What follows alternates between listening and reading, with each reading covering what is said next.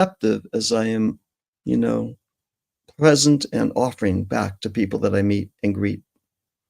Yeah, the when I started talking about bliss, I started following Joseph Campbell in the '80s, and yeah, Hero, Thousand Faces, and my friends around me were talking about this. My friends that I always thought were of the intelligency, this smarter people than me. But why is everybody talking about Joseph Campbell? The Star Wars stuff and the admiration that was in Hollywood and everything else, that kind of came a few years later. But Joseph Campbell had a huge influence on not only his circle, but it permeated out because everybody resonated with him. And so this word bliss and following that, I connected with it in a very, very, very strange way. Mm. And so what I do on this show, I'm sure you can appreciate this, is when I talk about it, I talk about it in this way, Stephen, if I may. Uh, Most people feel that their bliss is embarrassing. Mm. Do you follow me? Like they don't, it's too personal, right? And if they talk about it, it's going to sound ridiculous to somebody else. Yeah. And they need to just stay in their comfort zone and not have this sense of exposure, Yeah. right? You follow me? I'm And with you. so yeah, and if you crack that and you go public with it, right? with your friends, with your family. If you go public with it, then you kind of have to follow up on it, right? And Yeah. then, but that's the only thing that's going to make you happy. Yeah. Do you want to go through 40 years of your life in a job that you hate, right? Despise Mm. because you didn't follow your bliss? Do you want to do that? Or would you rather follow your bliss? And those that don't, admit to it, I think on the inside are always a little bit regretful and maybe, maybe pissed off, right? And that comes back out of them because they didn't go and follow their bliss, which is happiness. Yeah. And desire, it's something about, hey, I'm on the path that was actually meant for me. It was kind of like we're given a birthright. It is our birthright, really, from the beginning, to follow a certain way of being. And of course, that gets embellished and that gets shaped by all that we interact with and so on. And at the same time, there's something unique about each of us. Certainly in my life, that's the case. And when I'm on that path, something opens. When I'm off that path, something else starts to close down, just like you're noticing. And then I get really kind of mad, upset, frustrated, anxious. That's where depression comes flying in for many of us. It's a really hard place. So the question is, you know, without going to, 10 years of psychotherapy, how do you start that journey? Right. And I think there is a way to do that. That's not difficult. It takes courage, always to veer off and go on one's own path. It takes some courage.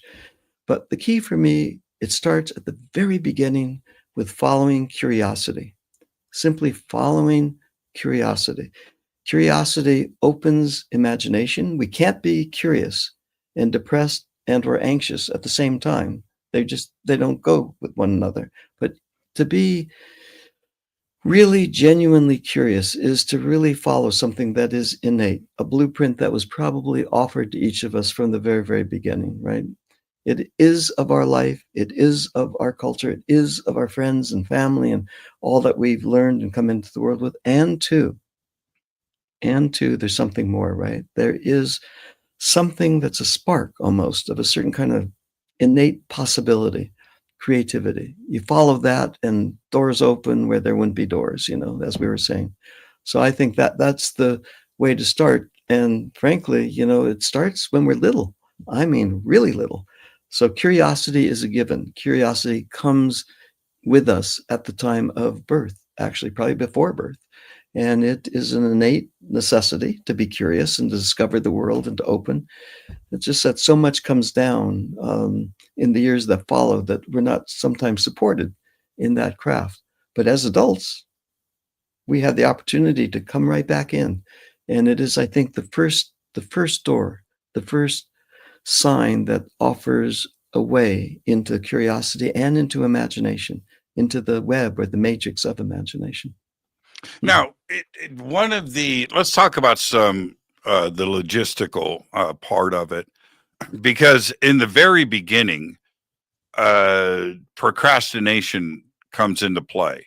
In that you may have a job, you're in a bill cycle, right, and you're whatever it may be, that right now is not the right time to go and chase my bliss. Right Yeah. now is not the time. I can do this next week, I can do this next month, I can do this next year. Well, that would say to me that there really isn't an easy time, and chasing your bliss initially is hard. It's not easy, right? You've got to put in the sweat equity. And so when is the right time to do it? And is it just don't make excuses and it's always go time? Yeah, for many of us, it comes in time of crisis, right? We've tried other things, it's not working. We're feeling despair, feeling left out. We're feeling that we aren't doing what we really could be doing. So we have a sense of failure, whatever it might be. So then, we get really down. And then, we're looking for anything that can elevate, right, to get us out of that place. And so then sometimes we'll experiment with one mode or the next and try different things. But for me, personally, and so many of the people that I work with, anything that we're doing can be enhanced by touching into that place, what we're naming bliss right at the moment, but our sense of calling, our imagination, the sense of curiosity. So what I say to folks, and I work with people that are involved with family life and careers and jobs, like all of us, one mode or the next. What can we do? So I say, hey, take this day, literally take this day, and let's not make it difficult or challenging or esoteric or bizarre or weird. Take this day. And, when you're walking down the block, you're driving down the street, we have our patterns. We're going to go this way to get to this workplace. We're going to walk this way because it's familiar, it's faster. We know the place, we know the way. Take one left turn instead of the right turn. Do something out of the ordinary. Experiment. And while you're experimenting, notice. Notice what greets you there. Just that, begins to change things. The way we perceive things begins to shift just a moment or two. And we begin to get curious. And it has a life of its own. That's the good news, right? The good news Right. is we open curiosity and oh my goodness, it'll just reinforce itself. We don't have to do anything other than we're walking in a naturescape or a cityscape, right? And taking a slower pace, noticing what presents itself to us as we're walking by. And I know, we need to get to A to B quickly, and we have a deadline to meet. We have a, obligation to address. We have a job that is requiring us to be there, all on and on it goes. And two, taking 10 minutes in that day to give ourselves permission. It takes courage, it does, Hmm. to open curiosity and see where that leads, you know? It happens a lot for us when I'm in the mountains, when I'm backpacking, or when I'm meandering in a naturescape, also in a cityscape. Um, Rather than just taking the walk to either burn off calories or to, see how far I can get, all that's okay. Something else though, when I'm walking about, it's like a walkabout. I've been very fortunate to spend time in Aboriginal territory. It is like a walkabout. And when walks about, you just pay attention to different cues, like the wind in the tree. Ah, and you go in that direction. The sound or the song of a bird, and then following that, a cloud in the sky, following that, the glint of light in the window of a building, following that. It is just the most extraordinary. Now, children do this a lot when they're allowed to just be in child's play. They will follow curiosity until it gets shut down. they'll follow curiosity. And I think that's the invitation to each of us. We start to follow curiosity, a world opens. And that world is the beginning place of journeying more deeply still into imagination, into the matrix, into the web of imagination. It for me, I'm going to respond to that two ways. I want to respond instead of ask a question. For me, it was taking the left turn and going back to college 20 years ago. And to do that, I had no money. All right, Mm, didn't have anything, and I thought that's it. The only thing that I can do is something for myself, and I'm going back to college for broadcast and journalism. Right, so I did that, and I somehow the struggle, but it was a big decision. But that left hand turn, yeah. that was a choice, Mm, right? I didn't have to take the turn. I could have gone straight. Taking that left hand turn, all and walking through that door, everything opened up in front of me. yeah. And suddenly I had a series of choices that I would have never had, right? Of course, if I didn't make that left hand turn. And another great example of because if I didn't make that left hand turn, you and I don't meet, Yes. right? If I don't Right. take that left hand turn, this conversation about bliss never happens, right? Right. That's that left hand turn. But another example of that in a very strange way is going into a museum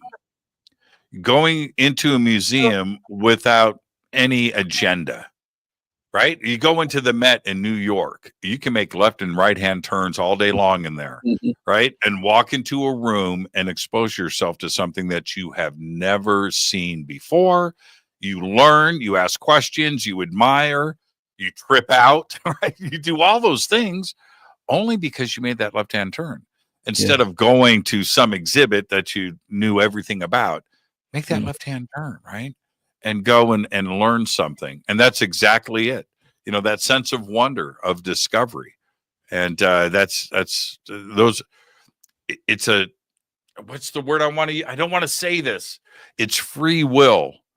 That's what it is, right? It's free will, but I don't know if you're deterministic or not. So I don't know how yeah. free will plays into your world, but that's what it is. Mhm. Well, I've given myself taking that turn, I give myself the opportunity to experience what's waiting for me versus what I'm going to see, a pre-programmed package, right? And when I make that turn and I'm in the new place, right?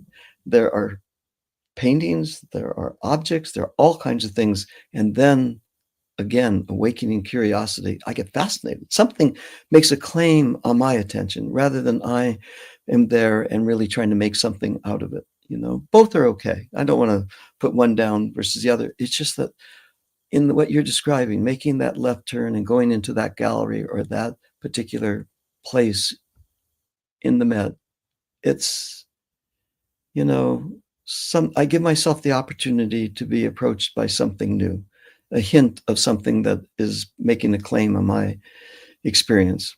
And often it's aesthetic, you know, often it is something of interest and beauty and so on. Or I get fascinated with something that is particular and unique.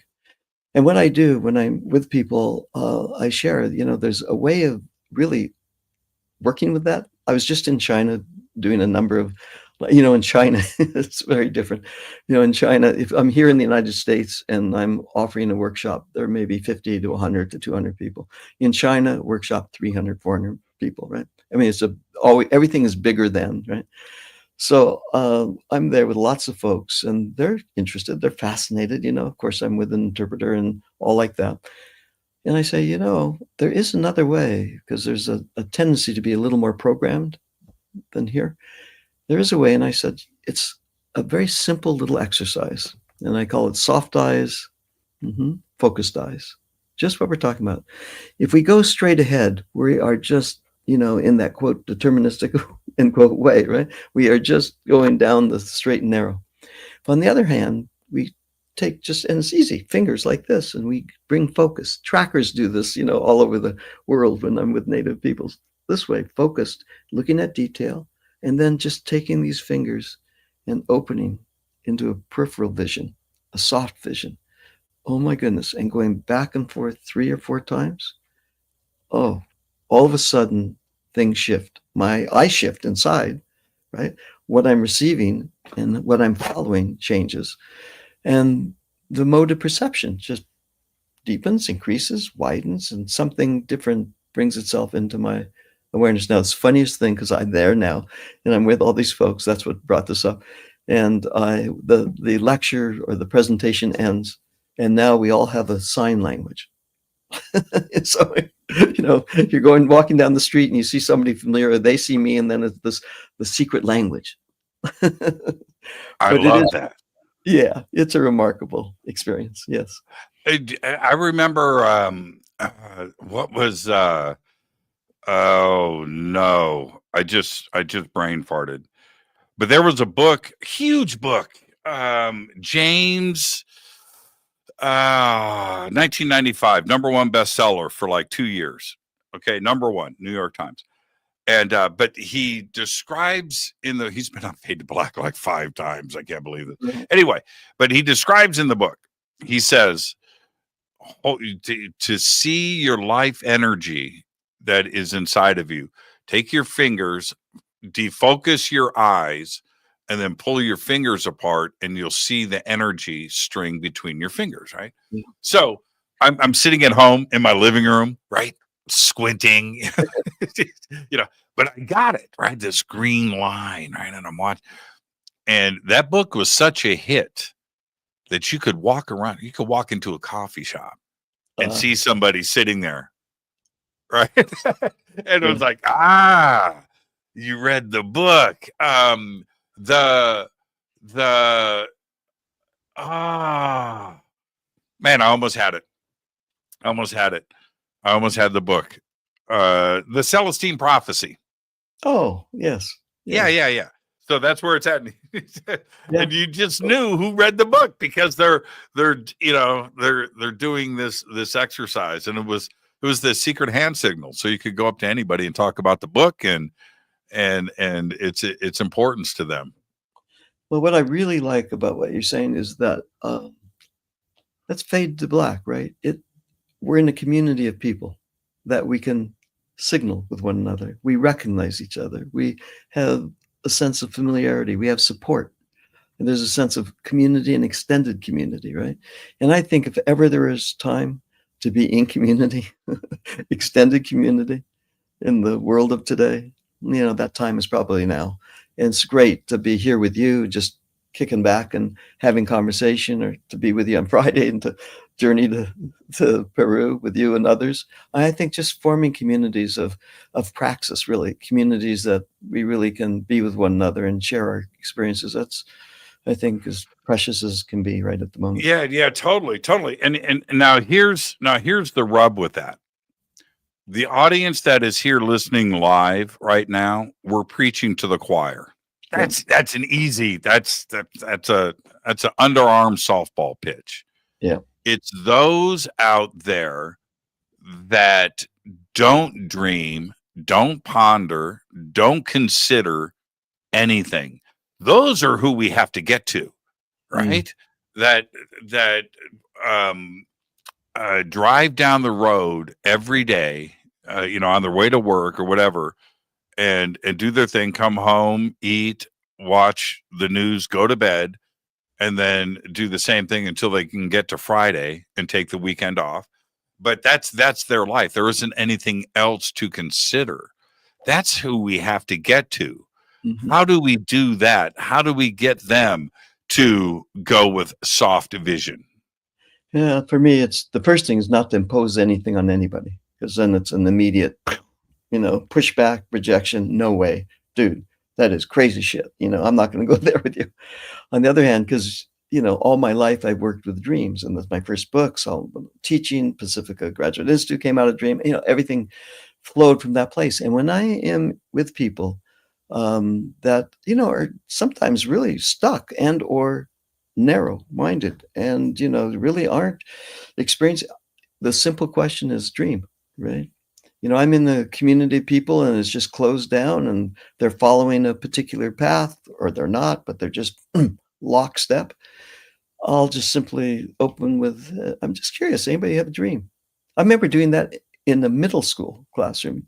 You start with, I'm just curious, anybody have a dream? For at the beginning, nobody's hand went up. Nobody's going to share that, right? And then you play a little game, right? The game is, that's so curious that nobody's hand went up. I was just in the class 2 days ago, and I shared that same thing, and everybody's hand went up. That's all you need is an opener, and then people will go, "Oh yeah, there's a dream." People will not share because often, for example, with dreams, comes with nightmare and difficult imagery. But just the hint of a dream opens imagination. It does. And truthfully, we all dream. We daydream and we night dream. So dreams are available. And I think it's really a good medium. It's an invitation into the beginnings of getting curious and interested.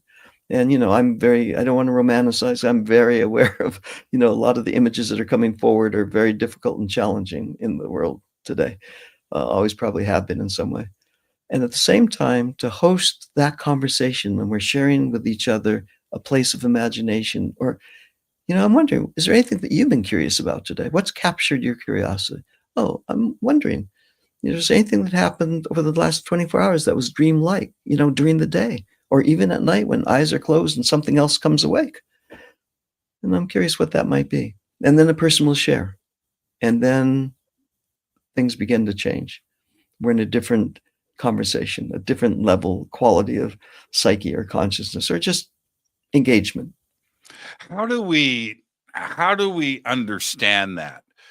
And I will say, I'm talking about dream and dream tending. How do we understand it? Because I don't think anybody can interpret your dream for you. Mm-hmm. Okay, you are the one. If somebody's going to send you down the wrong road, I'm hoping I'm not rubbing you the wrong way, but that, you know what I mean? Oh, I do. Yeah, I listen to people interpret dreams all the time. And I'm like, wait a minute, that's not what I got out of what she said No, or he said. no. Yeah, I'm with you. So I'm, in my profession, I'm really on the far edges. Oh no, I mean, now you go to AI and just, and you get an instant interpretation. Or, okay, is there some value to that? Yes, of course, there is some value in that. But the dream itself wants to be heard on its own behalf, right? It does. Those images that come forward, they have stories to tell because they originate not in a rational mind. They Right. originate different source, right? And that source place is, really connected to a lot of things, to the cosmos, to the earth, the rhythms of nature, right? To the imagination, actually to machine as well, but functionality in terms of fluidity, that kind of machine, not necessarily a combustion engine, which is also fantastic. It's just that there's movement, mobility. So dreams are connected to a whole matrix of experience. And when dreams come, to host a dream versus to tell what the dream means, changes everything. I'll share this with you. When people share a dream, the three questions that immediately happen, of course they do, because we're in this culture, we've been trained this way, right? What does this dream mean? Why is it happening? And what does it have to do with me? So that's 95% of all dream interpretation, dream analysis. What does this dream mean? Of course, what does this dream mean? Mm-hmm.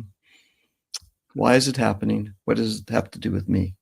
So when I'm hosting a dream, I change the paradigm, change the questions, not what does this dream mean? Rather, who's visiting now? Hear the shift. Who's visiting now? Those figures, those landscapes, those creatures, those feelings in the dream, who's visiting now? It's as if there's an actuality happening. There's visitation occurring. Again, nighttime dream or daytime experience that's dreamlike. The second question, hey, why is this happening? That question I also shift. What's happening here? Notice the difference. Now we're like a naturalist in the environment, right? What's happening? Yeah, right. And we're getting curious now, right? What's happening here? We're looking about. We're using our senses, our sight, our hearing, touch, smell, taste. Can you imagine working the dream in that way? or imagination in that way? And then what does this have to do with me? Of course, it always is person-centric. And again, I don't want to dismiss all those questions are valid. They are, and they offer information, and they, you know, I shift that question though as well and consider what is the dream's desire?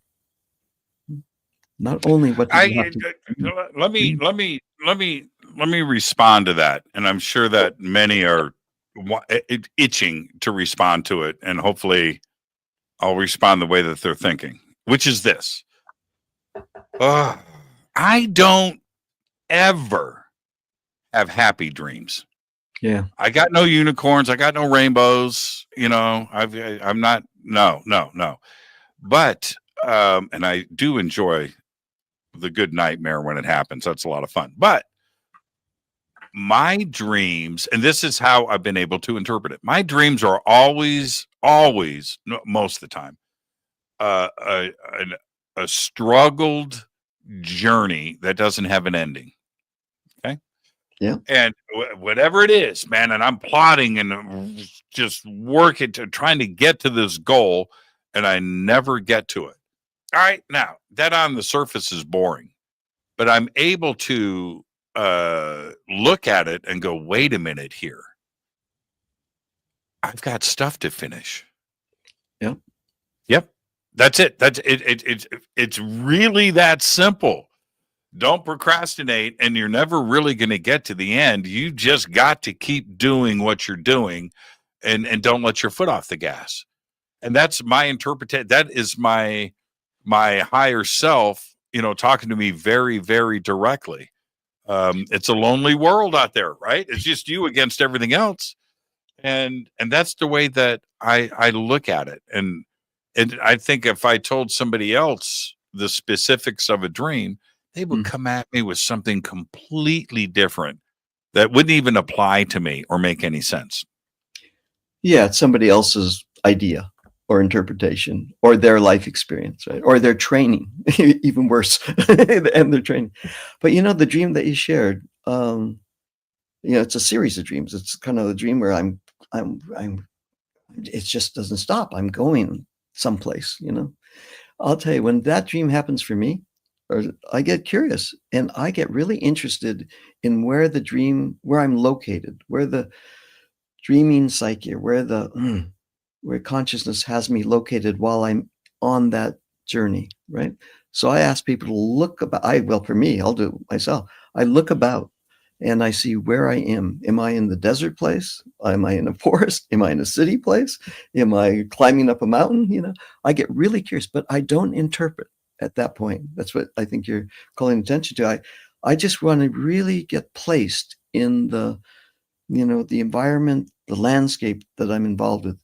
Am I in a city place? Am I walking down a road and I just can't get anywhere?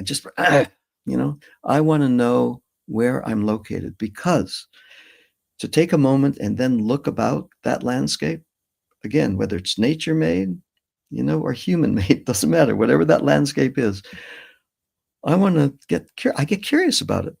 And if once I get curious, the landscape has a life of its own and reveals itself. And that's what gets really interesting. People then really respond in different ways. Let's dive a little deeper into that, if we may, because I I think most of us do now, as we understand we're getting smarter every day, that to go to sleep is another opportunity to dream. It's an opportunity, and it is also a passage, quite possibly, into another dimension that is just as real as this one. There isn't any different, and we experience it in the dream state, and it's an opportunity to go there, right? And that I find fascinating. But inside of that, going into the moment of dreaming, you are accessing your consciousness, and you are able to, it presents the opportunity to go deeper and deeper and deeper into your own consciousness and for discovery. And that's my take. And I think that's where this conversation is leading. Can you address that a little bit? How we Yeah. can possibly go deeper, and how to recognize, and I'm going to say it, a doorway, right? An entrance Right. to go deeper. Yeah. Yeah. That is the journey for me that brought me to this book that's out right now, Imagination Matrix. That is exactly the journey, right? The dreams come forward. And if we stick with that first set of questions, we're going to interpret, we're going to analyze, we're going to do what people do to give us meaning about the dream. On the other hand, if we allow the dream to come to life, right? Really, the figures and dreams are embodied, right? They do have presence and pulse. They're here with us. Our eyes are closed or even awake, and they're present. They have actual imaginal, physicality, if you will. And the question is, there is a doorway. Now, that is what I think the new piece is, because we're in a different quality of consciousness, when we're in the dream time. We're in a different place. We're in a different dimension. And I am not the center of the whole thing, right? There are other figures about. I am one of the many. That's what's so awesome, right? It's a we, not necessarily only an I. And in fact, truth be told, the others are more often than not more interesting than me. That's the place where you meet, where Dorothy met all the figures that she did, or Alice in Wonderland met all those figures in every story, in every culture, that you meet these other entities that are fascinating. They're of this world and they're of other worlds. Of course they are. And that's where they make their presence known, or they offer themselves for consideration, is my experience. They're visitations. Who's visiting now? See, that's going back to that. And then I think for me, what happened, I work with dreams a lot all over the world. And what started happening is, whoa, we're just at a beginning place. We're not at the end. I mean, that's the thing with, modern dream work, is that you interpret it, we got it, we're done, okay. But it's more than that, you know. Dreams will open imagination, and they will present portals. That's why in the dream that you were sharing, that kind of recurring theme of moving, right?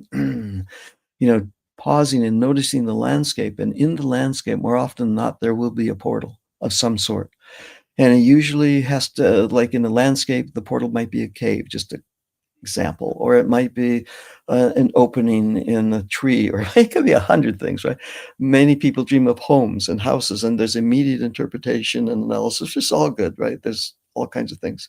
And two, there's often a doorway or a passage, a portal. And that portal, when we have the figures that accompany us, which also come in dream, our companions, those figures that are part of our imaginal life, you know, when we join with them, and there's a troop that develops, a kind of community of souls, if you will, and we open that door and then begin a journey, then we have access to something that is quite extraordinary and really deeply gratifying. And I mean, to say it's sci-fi is just such a dismissal, right? We have access to imagination. That's where we find, our innate genius, essentially. We really find our sense of what's possible. And I just want to echo what we were talking about earlier. These figures and dreams, these places, they have stories to tell. And if we can bring ourselves with the others that we're journeying with and listen to those stories, that's where, for me, the meaning comes forward, not in somebody else's interpretation or a dream dictionary where they're prescribed. No, it's the stories that these figures or these landscapes or these creatures, even these emotions, these feelings, they present to us. The key, though, like in life, it we you can't go on a journey you can go on a journey alone, and one thing happens. But to go into deeper journey into consciousness, right, into particularly an illuminated consciousness, we need the companions that we journey with. So I talk a lot about how to cultivate that traveling troop, so to speak, that traveling group. And we need to create a packing list, and we need to do a number of things, but we certainly want to find the portal. That's the first step. Yeah. Yeah. Okay. It sounds simple, but you have to, I mean, easy, simple. Well, no, wait a minute. If you know what you're looking for, but how do you figure out what to see and to recognize it? That's what you have to teach. That's what you have to learn so you can stop at that doorway. Yeah. Yeah. It takes, it's a life praxis. So it takes the discipline where I can use my determination, what I was trained for, right? That part, what we were talking about, Joseph Campbell, the heroic. I can use that to say, hey, I'm going to take some time. I'm going to create time each day to come to this place, to come to this portal, right? I'm going to pause there. And then I'm going to just be present in whatever way each of us does. The call goes out, the gathering happens. I begin to get to know these figures of imagination, and then I learned the ways of journeying, which does have a kind of um, there is a teaching in that. There is a praxis of how to do that. But I think that is the beginning place. First, though, none of this happens without opening curiosity, because curiosity has to be open. Otherwise, we'll shut it off within a millisecond, right? So I have to first cultivate the praxis of being curious, sustaining curiosity, getting to know the figures that are present for me. And it's no need to make it peculiar. I just think for me, what I'll do is I think, hey, there have been figures in my life that have been really important to me. Joe Campbell would be a mentor, for example. And I have a number, and we all do, I think, have teachers or mentors that have been really helpful to us. They're in the visible world, in the world that is behind the world, between the worlds. In those places, those figures can be very helpful to us. They're very supportive and protective. How do you, okay, let's stay there for a second. Yeah. How do you break down somebody's belief system that has been there, handed down from their parents to them, right? That foundation is strong. It is. And anything that you do to suggest something different only solidifies that belief system. It doesn't, you can't reason away somebody's belief system. It doesn't work that way. And so how do you do that? It has to be spoon fed very gently, and they have to make up their own mind. Any series of facts that you present on the subject of dreams and manifestation, or the imagination matrix or dream tending, to somebody that has a completely different belief system, that's a big mountain to climb, isn't it? It is, and it's and too not impossible at all, right? It is a big mountain to climb because you're up against a belief system that is really strong, and at times has been programmed in since early childhood and Sure. supported culture and friends and peer groups and everything else, right? And two, you know, getting curious, which is again, I keep coming back to that. I'll come back to that again and again and again. That curious is the bedrock of creativity, innovation, and that's where we're going, is to do something out of the lockdown, belief. And getting curious really helps. So we take it a step at a time. There's no need to go fast one just simply follows one's own cadence. And it's really helpful to begin with, I like when I'm with people, I say, hey, yeah, I hear that. Just out of curiosity, over the last week or so, is there anything that happened for you in the last 7 days or so that kind of, was a little out of the ordinary? Something peculiar? Just like And they that. say, "What? Okay," and then Listen they go, up. "No, no." Yeah. Right? It's like, that's. I'm sorry, Stephen. I'm just going to say it. My response would be, "That's bullshit."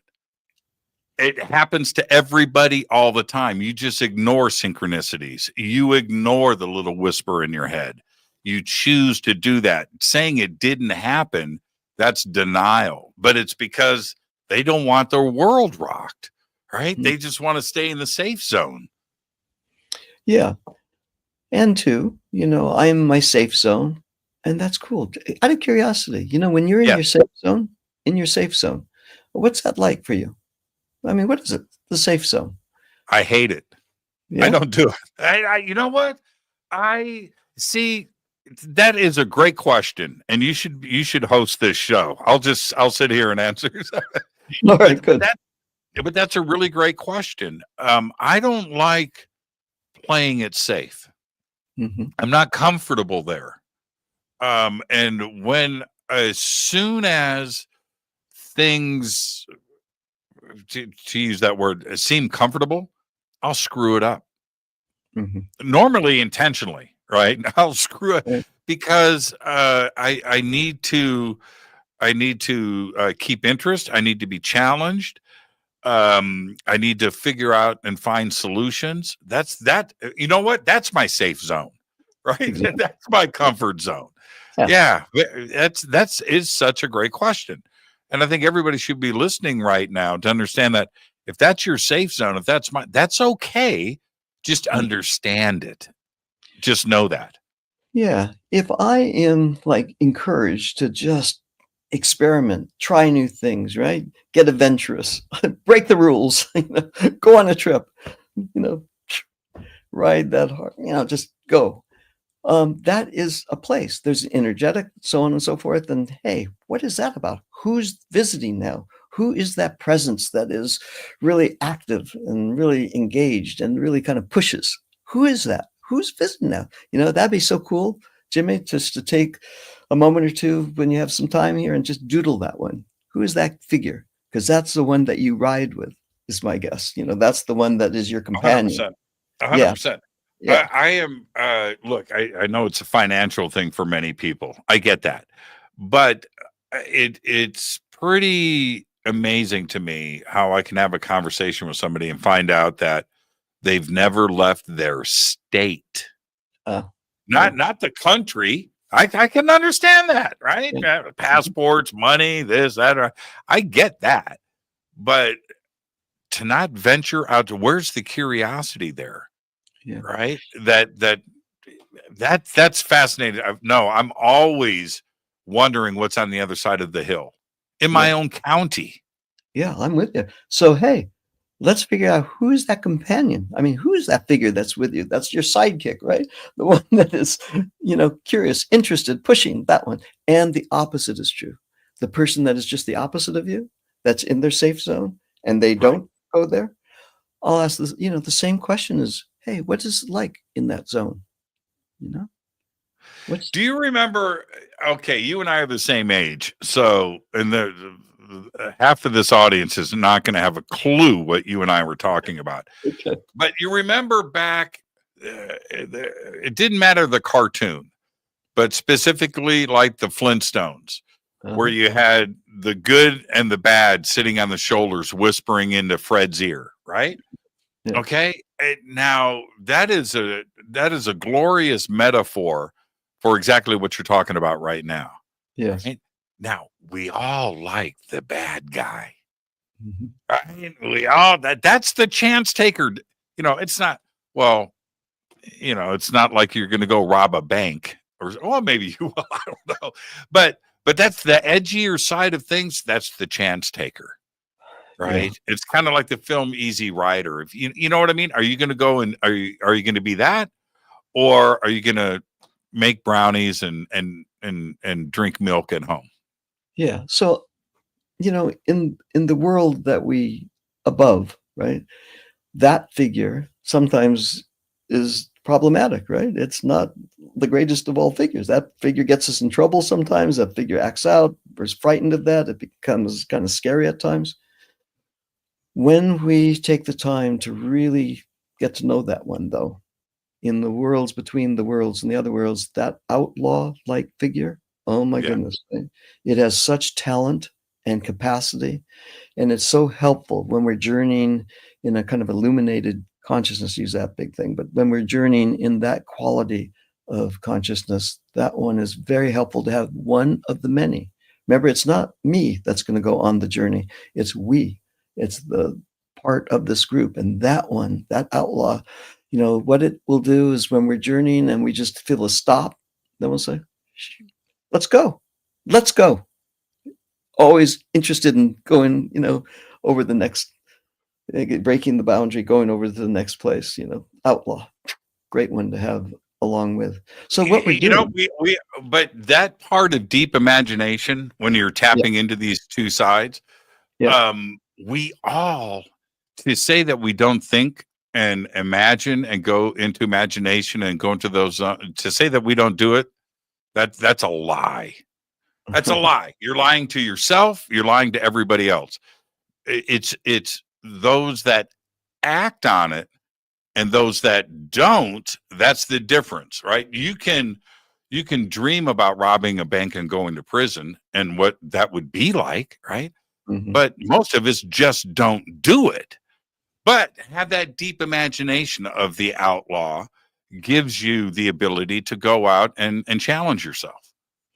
To challenge yourself inside and outside, right? Right. Challenge yourself inside and, hey, let's journey. Let's, a dream comes, it's terrifying. Hey, let's not try to make it pretty. It's not pretty. It's hard. It's challenging. It's difficult. It's horrific, right? That's a nightmare. And so what am I going to do when I get to a dream like that? Well, if I have that group of figures, I'm going to be able to be present with that and look more carefully. I mean, that's we went to Joseph Campbell and Star Wars. That's Darth Vader, right? At the Mhm. beginning, Darth Vader is, the horror of horrors, right? He's the bad, bad. And that, by the way, that sequence that Joe really offered a template for, it's in the kids of today, the little ones. There's still Star Wars is everywhere, in every place, in so many mediums, as we all know, right? We can't get, there's one sequel after the next and prequels and anime, on and on. But when he's there, that's the challenge. On the other hand, when in that instance Luke has support, Obi-Wan, Yoda, he's got the animal, he's got support, and then he is able to let go, find a different resource. There's a curiosity involved, for sure there is, and there is a way of being present. And then, as you're sharing, you can just go for it. And then what happens? We have the capacity to look behind the veil, and that's the point that I want to make. When we look behind the veil, look behind the mask of that nightmarish figure, and we have the support and the protection. You got to have that support and protection, and the many that I'm with. Something different happens. That's usually where we will find, one of our most important life guides, right? And remember, when that came off, he really was an important figure for Luke going forward. So yeah, Yeah, yeah, and you almost had a little empathy for Darth Vader. At that, it was kind of weird. it's Somebody weird so bad, and so that image, you're like, oh man, yeah, your and life ugly. Yes. sucks. Yeah. Yeah. Mhm. But why is as we're plotting this out? Why is it that, and talking about the outlaw side of things, why is doing the right thing more difficult? Doing the wrong thing is super easy, right? You got to pay the bills. You can go to work or you can rob a bank, right? Right? It's just doing the speed limit or going over the speed limit, right? Well, doing the speed limit is hard.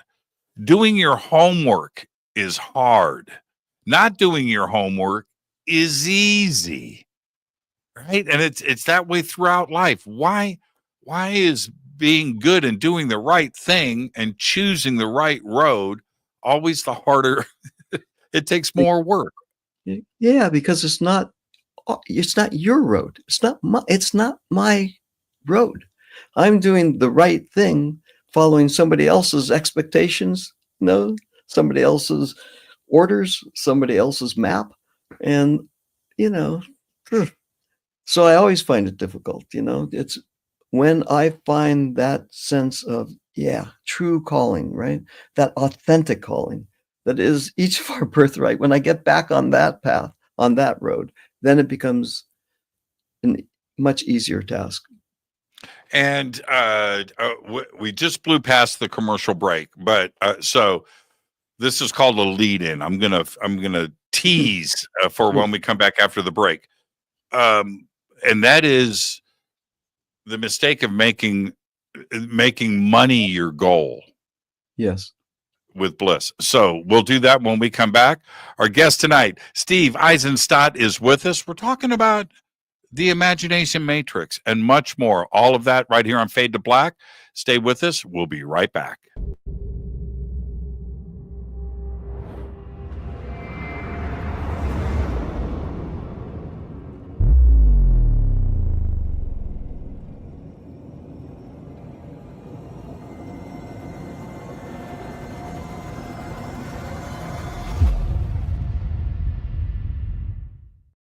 Subscribe to our YouTube channel to get your alerts and access to over 2,000 videos. Click that subscribe button right now. Go to jimmychurchradio.com and get the Fade to Black official podcast. 2,000 episodes, all of them commercial free for just $2 a month.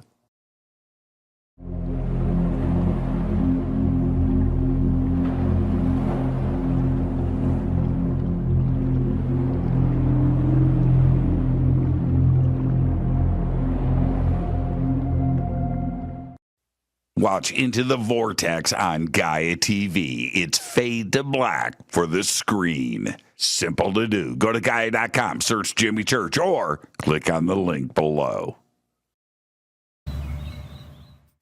Follow Fade to Black on Twitter at JChurchRadio. Get all of the show updates every single day. It's now called X, but who cares? How you doing? Jimmy Church here. Special announcement. Get your Fade to Black T-shirts. That's right. Help support the show. Help support everything that we do over here. We've got 2 T-shirts. We've got 2 ways to get them. Get your Fade to Black T-shirt today. Go Backley Tappy. Go to jimmychurchradio.com and become a Fadernaut. Get a membership. That's right. Everything is commercial free. You have access to downloads, and you get to call yourself a Fadernaut. River Moon Coffee, makers of the Fade to Black blend. Truly the best coffee on planet Earth. Just visit rivermoonwellness.com or their Amazon store. It's all simple to do. You can check out the Fade to Black blend, the Game Changer blend, or any of their Black Moon Wellness products. It's the only coffee I drink. It is the best, and it's Doc. Again, rivermoonwellness.com.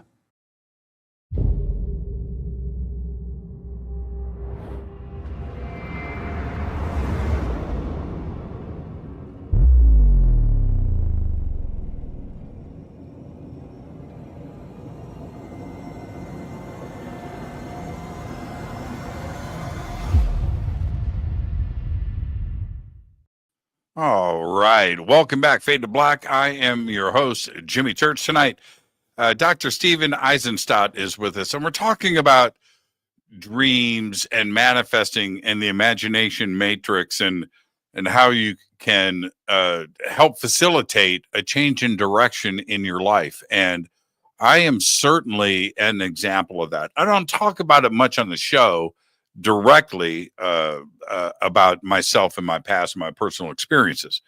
I don't do that, but I will try to instill that in all of you. You have the choices inside of you. And for me, and this was 25 years ago, I was in a spot in my life. There was a couple of paths in front of me, and I was struggling. Man, I had a couple of kids and things, and it was a tough place to be in. And I just decided I wasn't happy. And so it was the bliss inside of me. What is it? Well, you know what I really want to do? And it sounded strange to talk about this with my family and my friends, but I wanted to be a voice on the radio, and I felt that I had something to say, and that was it. It wasn't to be a rock star or a painter or Formula One race car driver or a football player, basketball. No, it wasn't any of that. It was like this strange little thing that I grew up watching, I was just mesmerized with the news and the person that was presenting the news and talk radio. That's what I gravitated towards always, and that was my little secret.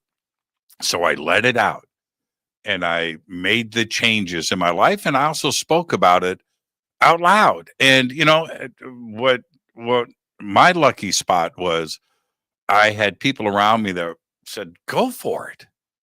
Go if that's what you really want to do." Go. And suddenly I was happy, and because I was happy, I wasn't making any money. you know, wasn't about that. I wasn't chasing it for those reasons. I was chasing it not to be famous. I was chasing it because that was my happiness. And once that all of those doors open, everything, because I was happy on the inside, and that came out of me to the people that were around me. And suddenly those changes happened in my life. And that's what we're talking about tonight. And Stephen, right before the break, I brought up, the your bliss shouldn't be bags of cash, right? It shouldn't be that no. If you're going to chase that, if that's your bliss, that's a dark path, man. That's a dark road. But if you find your bliss, that stuff will come to you because of your internal happiness. And I know that sounds new agey and all of, but it's really true, isn't it? It is. And I was with a woman named, well, I'm going to change the name, Janet. And she was, she was really getting down, depressed, increasingly so. Had kids, a marriage. She was working as a nurse in a hospital. And every day that went by, it got worse and worse, hard for her. And I remember she came to the workshop and she, we did some things that we're talking about now. She got curious. And I suggested, why don't you just kind of doodle? Just, you don't need to be a great painter, just doodle on a piece of paper. Something that, evokes your interest each day. Just take 5 minutes, really. And she thought, well, shit, it can't be any worse than it is now. I mean, it's good news about despair and desperation is like, oh, she started doing that. And she then called me and said, hey, I just need to come and talk with you.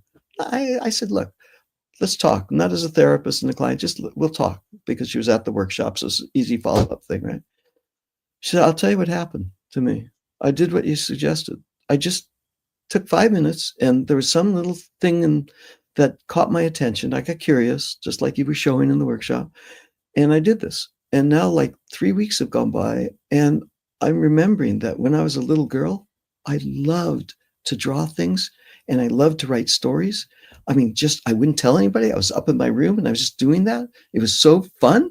I mean, honestly, in fact, I was kind of like breaking all my family's rules because I was supposed to be up there doing my homework, doing my homework and finishing and I did. I just was writing these stories about these little figures and I just made up this world and I was in it. And then I came down and, but that really reminded me of something and something awakened inside. I just felt better. I have to tell you, Steve, I just didn't feel so down and out. All right. So now what happens? I say, that's fantastic. I offer support. Just what you're saying, you need support from others that could say, yes, let's keep going, good idea. Something like that's happening in my life too, just really human to human, sharing support. Okay. 3-4 weeks after that, she came back to talk with me and she said, you know what? Here's the truth. This job sucks. I don't like it. I just do not like it. I know I'm good at it. I had all the training. I'm good at it. And I like helping people. I really do. I like being a caregiver, but I just don't, something's not right.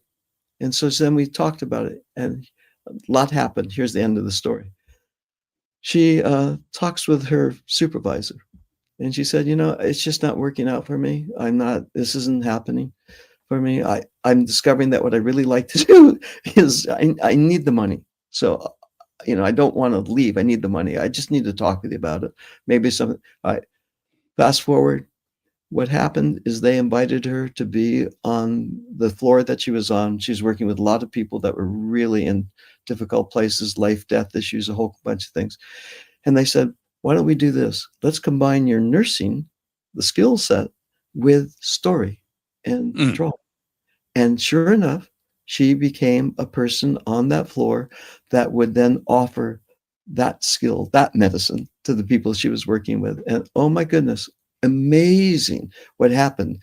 She was then asked to offer her ideas to other people that were working on different floors. She was now in her zone, right? She was in her, what we're calling bliss. She was on her path. She became so much happier. Of course she did. She was not as depressed and so on and so forth. So I think that's right on, you know? It's just finding that sweet spot, finding the place that, and it's going to take support. It's going to take a friend or somebody to say, yes, yeah, I hear you. I'm with you. Outside community and inner community. Now that's where I am in different places worldwide, inner community, hosting those figures that we're talking about that come to us, and we cultivate relationships with them through dreams or through figures that we remember, fantasy, wake dreams, sleeping dreams, remembering people that have been important in our lives, even the scary figures. We need to figure out how to work with them so they become more allies rather than, that inner community is required. And then, It's such a big step, isn't it? I mean, yeah, none of that would have happened for her if she didn't take that first step of verbalizing it with you. yes. Right. And you gave her that support. You're right. It's the inside and outside community. And then it's taking one more big step and confiding with a significant other or your children or your family, your best friend. Just test the waters, man. I know. You got to go up to the edge of the cliff sometimes and dip your toe in and brace yourself. But, once they go, yeah, right. That's all you need. You need that spark. That's it. Mm-hmm. You need that spark, and to sustain that spark, at least in my life, it's really helpful to come back home to that inner community and that outer community, just to really feel the support and the inspiration of the others, because they all have stories to tell, right? I have a story to tell for sure. And when I'm listening to the stories of these other figures of imagination, whoa, my life is enriched. And I get a sense of what's next, right? Yeah. It's the hero's journey, man.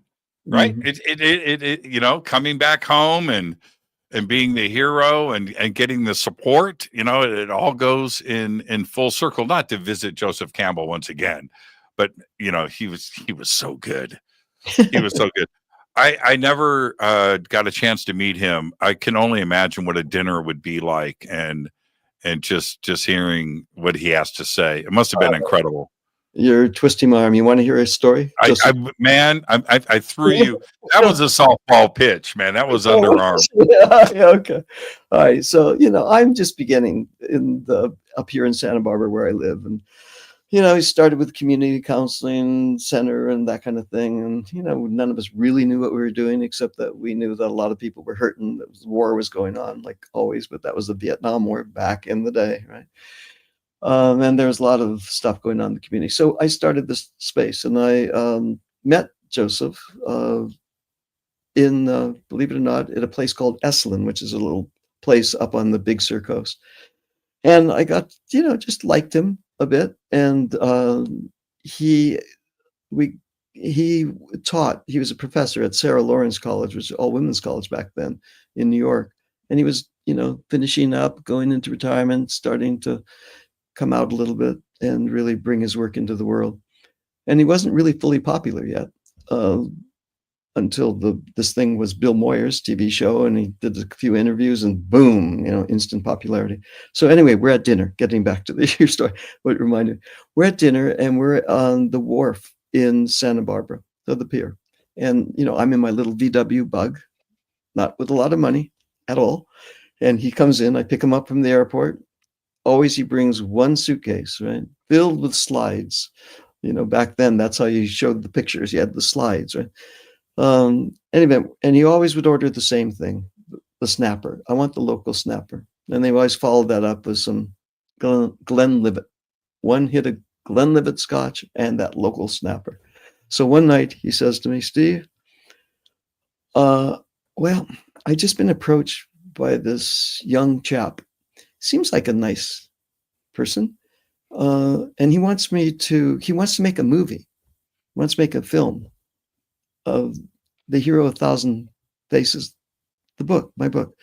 I don't know, I don't go to movies. I don't really know that world. And I'm not, of course I was at UCLA, then spent time at USC. I knew that, well, Joe, who is this person? George Lucas. He has some ranch that he wants inviting me to, some skywalk, some ranch up in Northern California. I just don't know. I said, you know what? I've seen some of his work actually, and I think he does really have this kind of sensitivity. I think that would be worth, and it would be fun for you too, right? Follow your list, right? It'd be fun for you. And so I said, okay, all right, I think I'm going to do it. It's not like I did that, but You had that conversation with Joseph Campbell? Oh, you yeah. know how crazy town that is? Yeah, man, I am peanut butter and jelly right now. I am full jelly. Wow. Right, so wow. He comes back a month later. I host him again, and he says, Steve, I did that. I went up and I like him. Fine young man. Fine. You know what? I think I'm going to say yes. And, George Lucas was so generous, continues, always says good things about. It gives them full credit. And what most people don't, this is the power of the presentation from Joseph Campbell with the hero's journey. Lucas thought he had a good script. Lucas thought he had a good screenplay. Lucas thought he had a good pitch. Lucas thought it was all in play. Joseph Campbell comes along and he rewrote it all.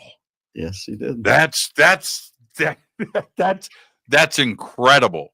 Now I have Hero, and I read it all the time, and I've got it on Audible, books on tape. I listen to it a lot, and I take that concept and go back in time. And if you look at any of I know people have talked about this a lot, but I've actually done it.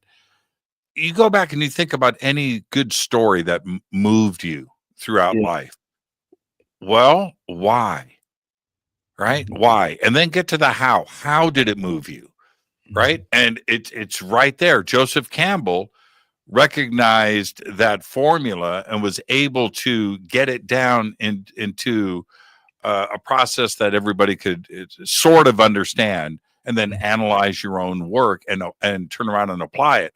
But the ancients knew that, right? Odysseus, right? Think about that for a second. It was right there. And any of the great works of the past had that formula, but they didn't know it at the time. They didn't have Joseph Campbell breaking their stuff down. Yeah. And that, again, Odysseus, there's a whole story that goes with that. And Joseph lived in mythology, right? So he really had access to the many stories cross-culturally that really informed his imagination and awakened in him a way of seeing and being. But Odysseus too, right? He, in that one piece where he has to get back to Ithaca, this island, which is a home place, he doesn't do it alone. He can't get there alone. He needs the we that we're talking about. He needs his soul companions, which is what I named that in the imagination matrix. He needs those figures. Athena becomes an important figure for him as she helps guide him and offers protection and a number of different things. It's just, and Joseph too, he really had the entities that were present in imagination around him. He did. And so many of us can do that now. We can. And it really changes my quality of life and the people that I'm working with. It really does change quality of life. And I love, Jimmy, what you're talking about. It allows us, it supports us, it opens the doorway, it opens the passage. We are on a path that is indigenous to us, to me. It's not somebody else's gig, right? I really feel, when I'm on that path, good things happen. Shit, that just happened like the last couple of days. There's a seduction happening where I'm being invited into this whole thing, which is, brilliantly resourced and all the. I know in my heart of hearts, it's not the right way. I've been miserable for 2 days because I got to say no, right? And it's a seduction, right? I don't want to say no. I want to say yes for all the reasons that I'm trained to say yes for.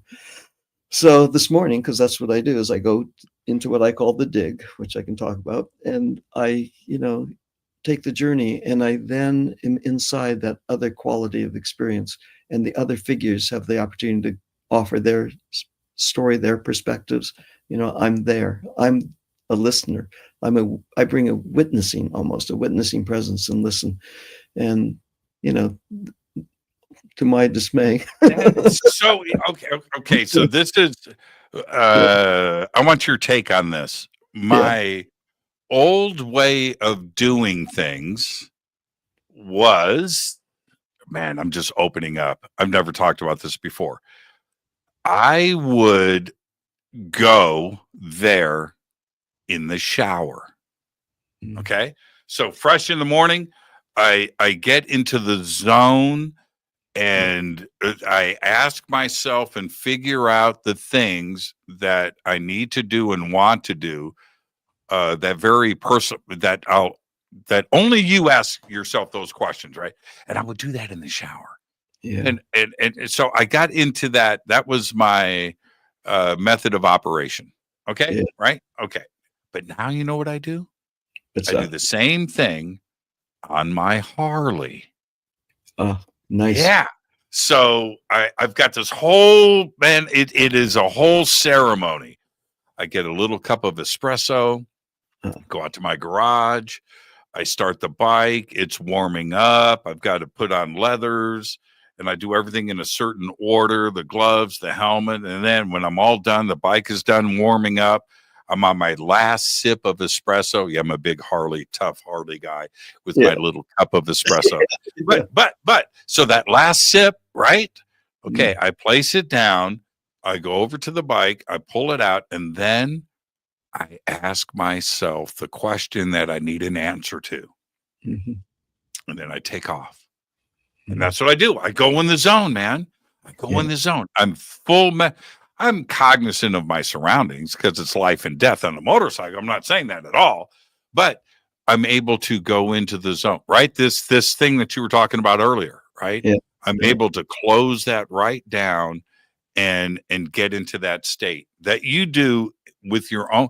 But I think all of us can find a process that works for us, right? Absolutely. And each of our processes will be different. For me, and that zone, I mean, what is that zone? That zone is, I call it imagination. It is that zone, that other quality of consciousness where there's something that happens that's beyond ego, right? It's just not about training and programming. It has a unique quality to it and really has a sense of our own calling, our own spontaneity, our own authenticity. And honesty. Yeah, truly, right? No bullshit. That's right. No bullshit. No bullshit. And you know what I do? Because I live here in Santa Barbara, I go in the ocean. In fact, I was in the ocean just before we met and came onto the show. And every day. And I don't wear a wetsuit because I've now acclimated, even though the water today was 54 degrees cold. But I go there. It's my place, right? It's my ritual. It's what I do. And don't make a big deal out of it, but I do have a way of doing it. And my way of doing it is I first do little movement stuff, just get, and then I take a walk. And then what I do is as I'm walking, I'll gather stones, shells, little bits from the sea, twigs, there's all kinds of things that are there. And then I'll bring them back. I don't choose them for a purpose. I just allow curiosity to support, and they essentially find me as much as I find them. It's just child's play. You find what twinkles, and there's all kinds of things. It's amazing how much there is. And then I will bring them back. And then what I do is I go into what I call the counsel practice, which is, just another big way of saying, I just put them in a design. I do. And I imagine that each one of those pieces each day are like a support figure, what we're talking about, these different entities that have been important, that are important in that moment in time. And I place them, I notice them, all right, now I'm having my my equivalent to that quick hit. And then I go into the ocean place. And I just take when I'm here offshore, it's just a mask and a snorkel and some simple flippers and go and swim. And I'm in there because with the water this cold without wetsuit, I can go 20, 25 minutes and I am in another world. I'm in the zone. I have to be conscious, like you're saying, right? I got to be, I have to be mindful of what's around me. And It's life and death, man. But that's part of the beauty of it too. Yeah, yeah, yeah. it's true. But that's when things come forward and, that's the right path. Yeah. If I take a decision I'm needing to make or a direction I need to go in, I take it into that environment. Yeah, I really get a lot of. Do you typically find the answers that you are seeking? I would say if it's not an answer, it's guidance. I find the way forward. I do. Typically, I do find the way forward. Yeah. And there'll be things that come and go. Yeah. Well, but then the next challenge, everything spider webs out from there. Do you have difficulty acting on it? Yes and no. What's true. I will, when I do an experience like that, or even when I'm listening to dream, I will do a couple things. What are the 3 actions I will take on behalf of what just happened here? Mm-hmm. And they're not big. They're not like $1 million actions, right? But they're action steps. And I just ask myself to do that. And so, I'm aware of the distraction in the culture. So I reward, the next morning I check to see, did I do those actions, like make a phone call, write a letter, make a move. Like I'm going to make a move tomorrow or the next day, which will be a no to this extraordinary, Hollywood offer. So it's going to be a no. So that's a big one, but little things too, like a family member or a friend, taking some action. So I do take action on behalf of the experience. Yeah. The ability to, if I want to back up a little bit, the ability to recognize is also the other challenge. You have distractions all the time. Yes. And I have a lot of empathy for someone who is struggling to respond. Why? Because I responded. I'm happy, right? But you can see it when somebody else isn't making the effort, to turn things around or to find their own happiness. And I have empathy in that. I really, really do. Mm-hmm. And that's the difficult thing, to recognize, respond, and admit it to yourself, to be brutally honest about something. Yes. To be brutally honest is exactly right on, It's hard, but then, that's what you go into the shower. Interesting, we both like water, huh? I go into the ocean. I thought for sure when I wrote the book, Imagination Matrix, that the sweet place would be oceanic. I'm here at the ocean. The school, Pacifica, is named after an ocean. I thought for sure ocean. And I was in Everett, Washington, working with somebody that I really like. And speaking of coffee, there's a coffee shop on 4 of them on every block, right? It's just lots of coffee. And I remember going to the coffee shop one day and I was just drawing on a napkin, right? And then I was talking with a really good friend and kind of a mentor almost. And he said, "Whoa, what are you drawing?" "I don't know. It's just like, oh." And he said, "You look, one possibility is it may not be oceanic, but you're searching. I can tell that there's something not, this is, way at the beginning here. Something's not, you're not happy. I mean, you're despondent, something's missing. There's no spark, right? There's no path forward. One possibility is to follow those little doodles that you were just doing, just haphazardly. And it looks to me like it's not an ocean, but it's more like Earth." He said, "You might want to try going over," and he described a place where there was a lot of wood and rocks and earth. And so I just started doing it, just doing it. And there was nothing that I was doing other than being there and being with it and allowing the rocks and the earth and the the different limbs of trees and things to make a path, and there a portal happened. That's where the first portal happened. And that's where I thought, oh, maybe that is the way into this other quality of consciousness. And from that point on, in the morning, right, for years, I would go to that place, and I called it the dig because I was going underground, right, underground.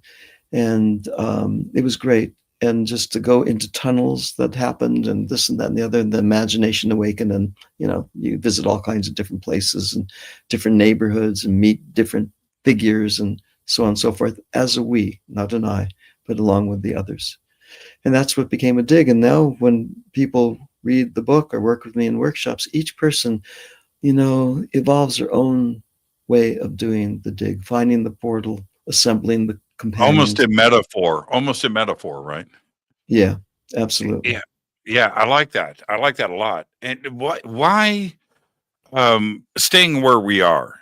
It seems that today, and I'm talking about like post 2000, that we are just now getting back to understanding what the ancients had a firm grasp on: consciousness and connectivity and community. And they had a way of looking at the dream state and understanding very profoundly what consciousness truly was. And then over the last 2000 years, something got in the way. Technology, right?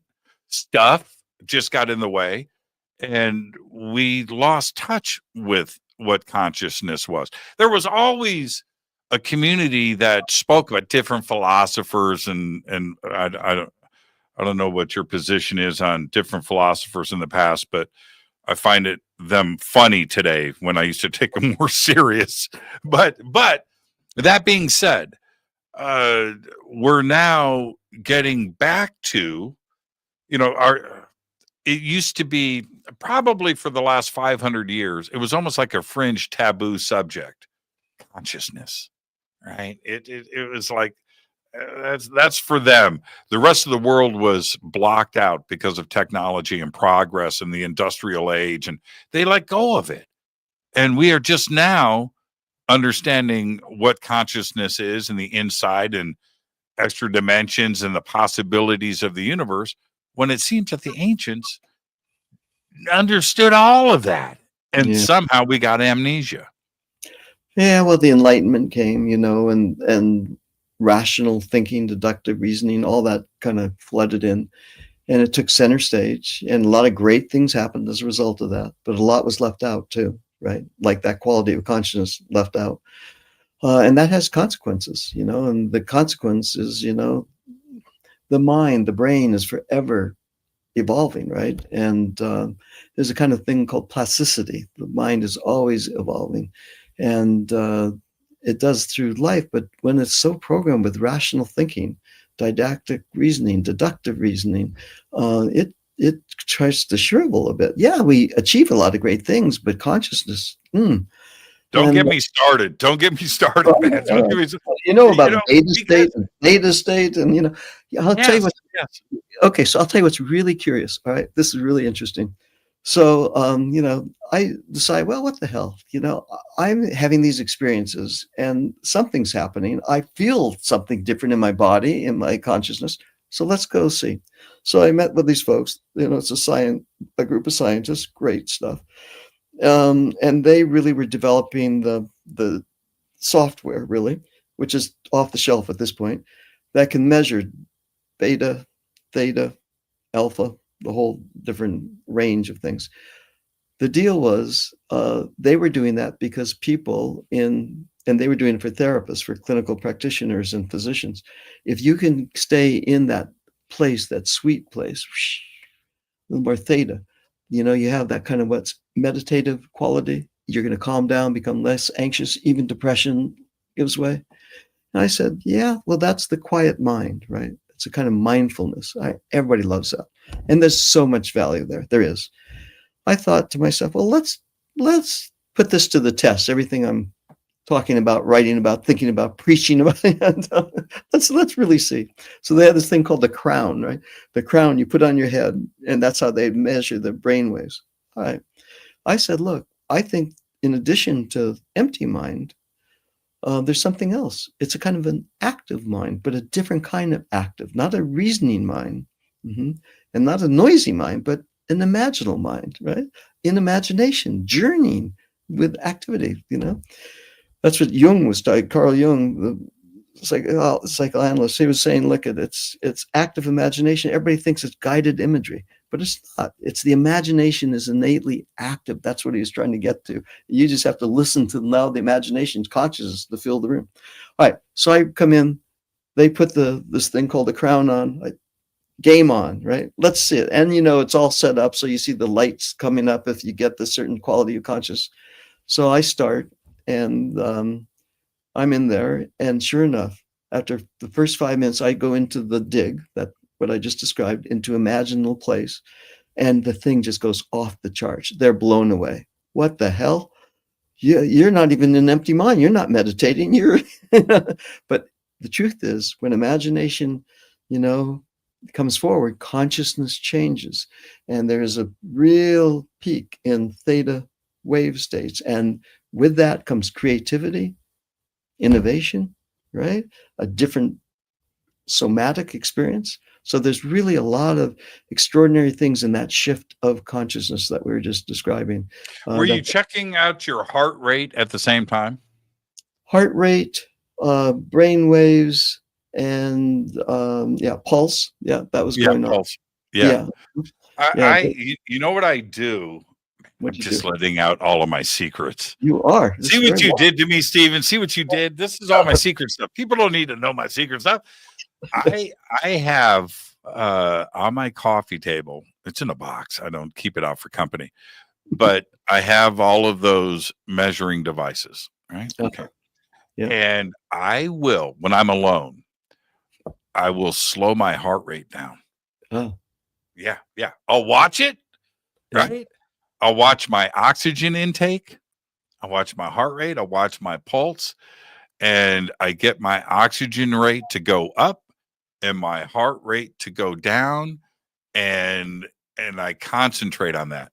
And when I'm able to do, man, I swear to God, man, I'm one step away from death. Man, I get that thing going so slow. But I can feel it. It's not really the quiet of the mind. No. But it's getting rid of the static. Yes. Right. And just getting to the thought. It's an amazing thing to do. And when you get there, your heart rate, man, you can get it really low, but you're getting rid of the chatter. Yeah, and you're able to, you don't have a blank head, but you're able to see something very specific. I love doing it. Yeah. I do it for sport. Oh, yeah. Well, we go from busy mind to an imaginal mind, and it is an active process, and yet all the systems slow down. Breath deepens. For me, breath deepens, and then they did it with all those gizmos that I was connected to. And I love that, man. I love that. I remember the crown. Okay, so let's back up. You mentioned something, and I find this very interesting. When enlightenment came along, this is where science screwed up. I almost said another word. Let's just go with screwed up. This is where science screwed up. Yes, it got us to where we are today. Antibiotics, right? All these things, right? It got us there. But we had 200 or 300 years of the proliferation of everything is chemicals. Yes. Right. And so spiritualism, the things, and all of that got put aside, and including consciousness. And this is where science screwed up. The reason why the Enlightenment happened is because of the past of consciousness and everything else, the ability to think outside of the box. Science comes along and suddenly they forgot about all of that. And science now just wants to stay in their zone instead of thinking outside of the box, which got them there in the first place, right? And that includes Galileo and Copernicus. Isaac Newton was one of the most spiritual beings on this planet.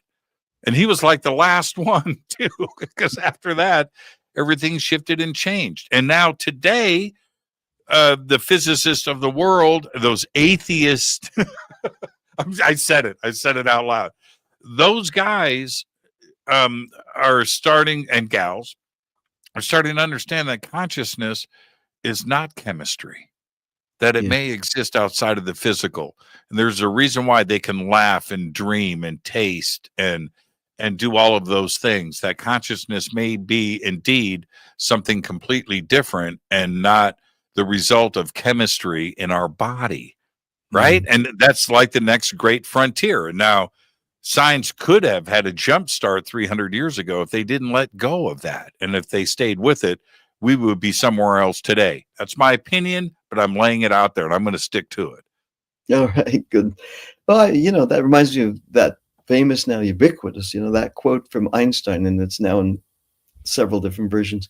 Knowledge is one thing, science is one thing. Imagination, that quality of consciousness, that circles the world, right? That's a different thing altogether. And those chemicals, since we went to the medical in a way, the physiological, there's something now, it's called complementary medicine, integral medicine, where imagination is so potent. I mean, now I co-founded what they're called healing sanctuaries right after the Asclepian sanctuaries in Greece and Turkey and all throughout that time and in those world places. Still to this day, you can go and visit the different sites. And there, it wasn't only science. Good science is great. I mean, there's a lot of good things that happen in the medical profession, and at the same time, oh my gosh, the overdoing of that really can create some difficult consequences. So at these healing sanctuaries, we really work with imagination and dream. We do. So people come in with physiological affliction. I mean, difficult things that are going on, and they've tried a lot of things, and it's really not working. And certainly the quality of life goes down, down, down. You become identified with your illness, with your cancer, with your arthritis, with whatever it is. I'm now that, and I'm taking pills to stop that, and that's who I become. Right. So we bring people together, and they're usually with us for 10 to 15 days or so, and there's a lot of great people. So we think of the quadrants that I describe in the imagination, really the good foods, and the good body work, and what we're talking about, the ride on the Harley or the swim in the ocean. We bring all that into music and so on. And at night, people sleep, and then there'll be a dream that usually will come. So it has an image-centered quality to it. And when that dream comes forward, we listen. We don't listen to what the dream means. Remember, that's what we talked about earlier. That's one way of looking at the dream. We look at what the dream offers. For example, Rita comes into this place just about 2 years ago now. Horrible arthritis, right? Just terrible. I mean, now it's crippling and painful.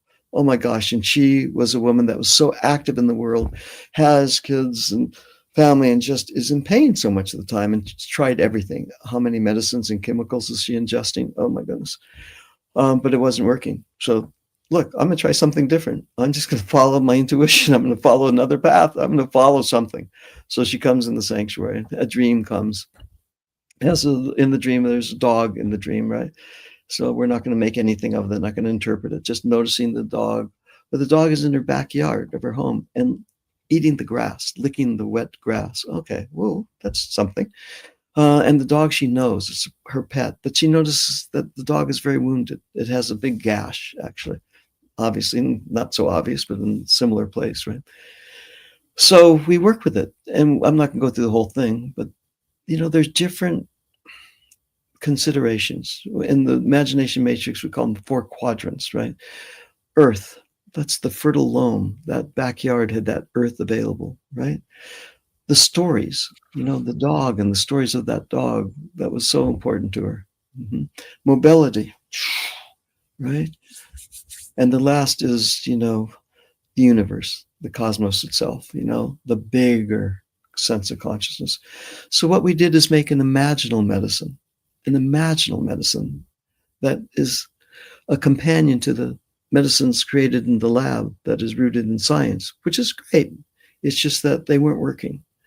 So what we say is it's complementary, we take what's best in the medical profession and what's best in the imaginal world. And what she did is created an imaginal medicine.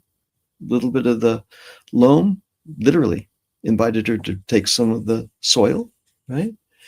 To really feel and touch the dog, to literally imagine what that was like and listen to the story that came through, which she did. And then the functionality. Hey, what's it like when you do this with your hands? Tai Chi knows this, all kinds of ancient arts know this, and you feel the heat and bring some of that fire into this mixture. And from the universe, right?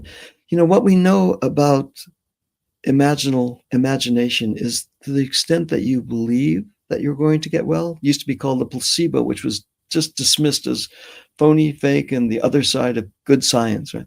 Only to discover that when we bring consciousness and belief in, it really has an incredible impact. Now we combined all that together to create an imaginal medicine. And I won't go through the whole thing, but literally we did. You bring some of that sand, you put it in a little bowl or a chalice, you bring some of the heat, you doodle the story of the dog present, and you really bring yourself into the place of, yes, this is going to work for me. Why is it that I love that? I love that. And why is it that I'm just going to say the man in general, the opposition, which is media and even university and school and what corporate life, are trying their best to make everybody feel stupid, that you are not intelligent, right? And I think that most of us want to fight that back and go, I'm not. No, I'm not. But lemmings to the sea, right? Yeah. How do we combat that and turn around and find our own intelligence and our own ability to be, frigging smart on our own? Yeah, totally, right. And that's the book includes with that, right? You're in imagination, and we're with these other figures, or we're in the shower, I'm in the ocean, or we're doing whatever it is that each of us are going to discover. And we have these connections with these soul companions, and we're journeying now through the worlds of imagination and, taking field notes. So, we're not doing it. We are listening and allowing the stories to be present. We're in that quality of imagination. And something different happens. We bump into something. There are hints, like sparks that occur. And we touch into a kind of genius, not like we always think of genius and we then identify particular people that are, the 1/2 of 1%. No, Crazy hair. Yeah. Yeah, that genius. No, but each of us, we're born with an innate genius of our own, right? When we touch into that, those hints come forward, then we are connected to something that is of our own making, or that it makes itself known through us. And then we're a lot less susceptible to following other people's protocol or their path. And usually, the driver for much of things is money, so things are commodified, and we're programmed to buy and to purchase and all that kind of stuff. We know that certainly with the medical industry, as great as it is, and it is, I'm not going to down it, it's complementary. It's just that when it's also one-sided and everything is driven by profitability or by something other than, it's not as effective as when it's combined. So what we did with her is she had this imaginal medicine, right? So, hey, how do we remember to ingest? Well, the physician prescribed 3 times a day. So let's take that medicine. Why not? And at the same time, that's the clue to touch into this imaginal medicine that you've created, for yourself through the imagination. When those two find each other, really good things happen. In fact, for Rita, what happened is it was about 3 months, 4 months later that pain was just subsiding. That fire that was here was part of who she is in the world, fiery. So when that, started to subside, she came back into herself, and it was a great story. Countless stories like that. There are a lot of stories like that. And that's how medicine was done in what you're describing in times past, right? There were not labs that were creating pills, but people were getting better. And there were ways of entering different realms of consciousness. Nature Nature, is an incredible thing. it is. All that Chinese medicine, and I just got back from South America. The shamans down there and the indigenous culture, they've got their own way of dealing with stuff.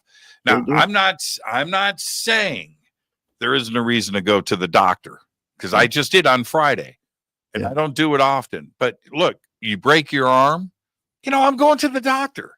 I think that's a pretty good idea, right? Yeah, But I got back from Peru. This eye, I don't know if everybody can see it. It's better now. I woke up. I got back from Peru. I was fine on Thanksgiving. Friday morning, I woke up. Something going on, and I sat up and I went, man. Okay, now I have a choice to make. Do I ignore it? Or do I go to the doctor? Well, you know what? In this case, I'm going to the doctor, right? So, antibiotic eye drops, right? Prescribed, done. My eye is fine. I'm not so sure if mind over matter is something that I wanted to do in that case. That could have a bad result. But the rest of it, I totally agree with you. I totally the mind is very powerful, and nature is very powerful, even combined with Western medicine too as well, can be very effective. I'll share this with you. Let me look at the clock. We got a few minutes. I'll make this story real quick. We agreed earlier tonight that we would tell stories, so I'm going to tell one. Okay.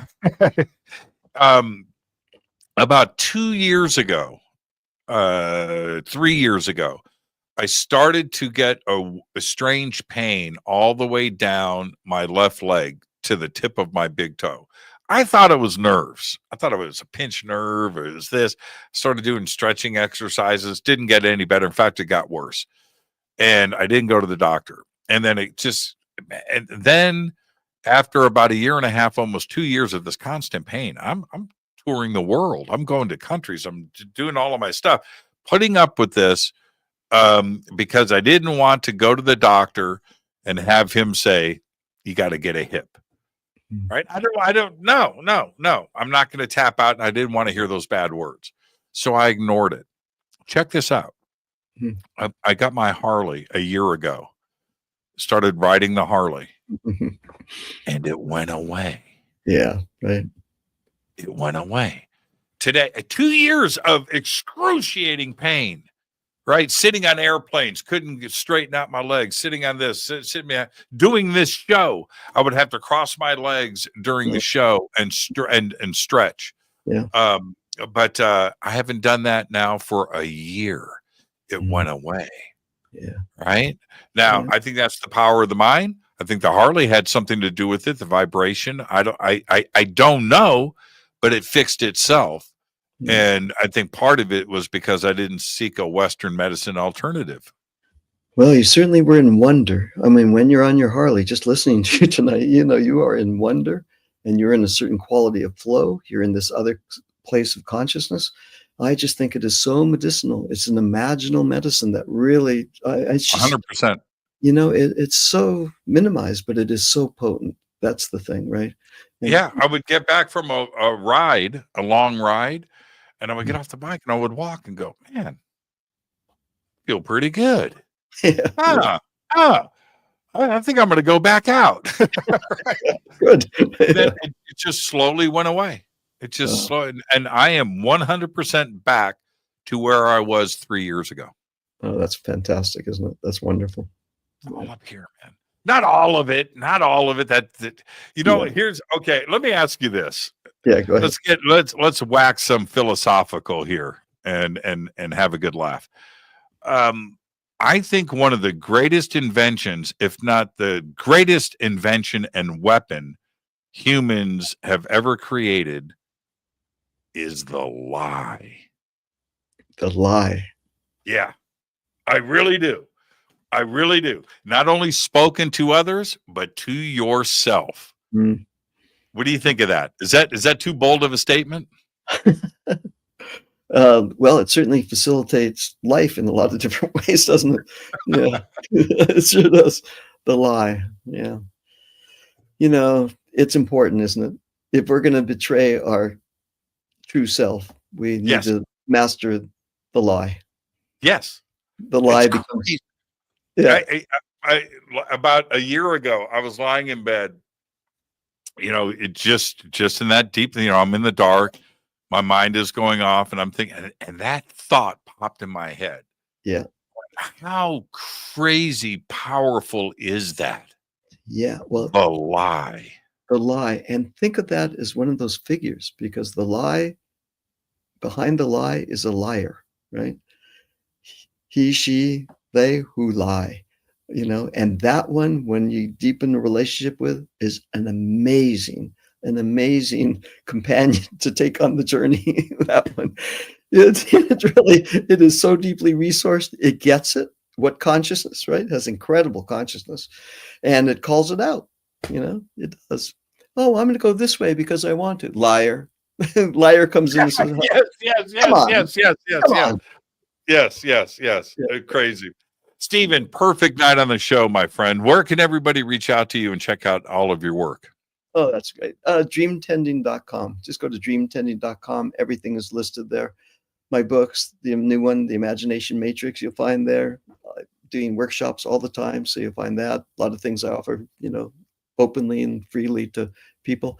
And particularly now, you know, we're offering a lot because of what's going on in the world today. So there's a yearning for community and support and ways of imagining into the future. So I really bring that sensitivity and sensibility, and I make my humble contribution along with so many others. Yeah, thank you so much. And your work is too important. And we talked a little bit before the show tonight, but what you teach and what you present to the world is something that I have always gravitated towards, and I try to lead by example. And you are that. So thank you so much, Stephen. Perfect night, my friend. Keep doing what you're doing, and we'll speak soon. Thank you. Thank you, Jimmy. Pleasure to be with you. Perfect night. Thank you so much. Stephen Aizenstat. And again, his links are below. You can go and check out everything that you need right there. We have it in the description box below, over on our website, and throughout social media. This is Fade to Black. I'm your host, Jimmy Church. I want to remind everybody what is going on, and that is tomorrow night, Tom Dongo is here. He's a long-time resident of Sedona, and tomorrow night, it's all about Sedona and UFOs. But for now, all I've got is Go Backley Tappy. Fade to Black is produced by Hilton J. Palm, Renee Newman, and Michelle Freed. Special thanks to Bill, John, Dex, Jessica, Dennis, and Kevin. Webmaster is Drew the Geek. Music by Doug Aldrich. Intro, Space Boy. Fade to Black is produced by KJCR for the Game Changer Network. This broadcast is owned and copyrighted 2024 by Fade to Black and the Game Changer Network, Inc. It cannot be rebroadcast, downloaded, copied, or used anywhere in the known universe without written permission from Fade to Black or the Game Changer Network. I'm your host, Jimmy Church. Go Backley Tappy.